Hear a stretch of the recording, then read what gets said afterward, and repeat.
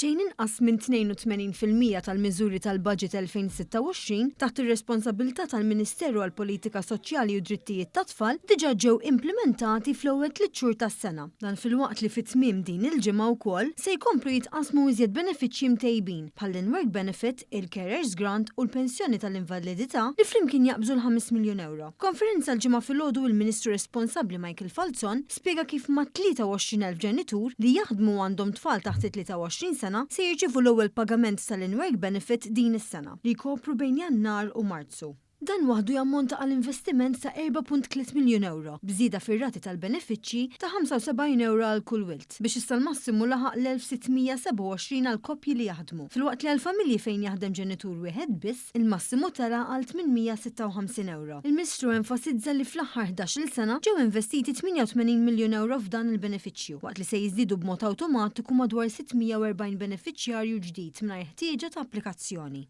Il-Partit Laburista jeżisti għal ruħ soċjali, l-antana ta' twaqqif tagħna kien dejjem il-ġustizzja soċjali.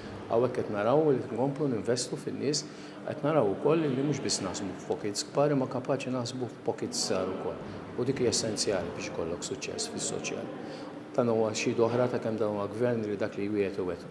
Fil-fatt, id-Direttur Ġenerali fl-istess Ministeru George Cremona ħabbar li minn April li ġej ma' 600 ġenitur li ma jaħdmux biex jieħdu ħsieb tfal b'diżabilità severa se jgawdu minn żieda fil-carers grant. Lotja annwali issa tlaħħaq 5,369 euro, żieda ta' 179 euro li tirrifletti l-aġġustament li sar fil-paga minima.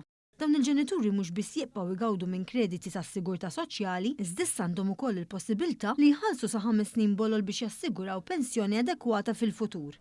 Huma pockets żgħar tas-soċjetà, iżda pockets illi jekk ma nkunux qegħdin nisimgħu u allura ma nkunux qegħdin inwettqu il-ġustizza soċjali jekk ma nilħquhomx. Sa dan it-tant fl-istess konferenza tħabbar ukoll li sar titjib għal ċerti pensjonanti tal-invalidità li bdew jirċievu l-ekwivalenti tal-pensjoni taż-żewġ terzi. Filwaqt li żdiedet l-allowance addizzjonali għal romol bit-tfal għal 20 euro fil-ġimgħa għal kull wilt. Din l-għajnuna issa se tibqa' titħallas sakemm it-tfal jalqu 23 sena, flok tieqa fleta ta' 18-il sena kif kienet sal-lum. Komplessivament dawn il-miżuri u twettiq tal-miżuri soċjali għal din is-sena jiġdu b'mod qawwi l-isforzi kontinwi tal-Gvern biex jissaħħaħ is-sostenn u jiġi indirizzat il-bżonn ta' familji vulnerabbli fis-soċjetà.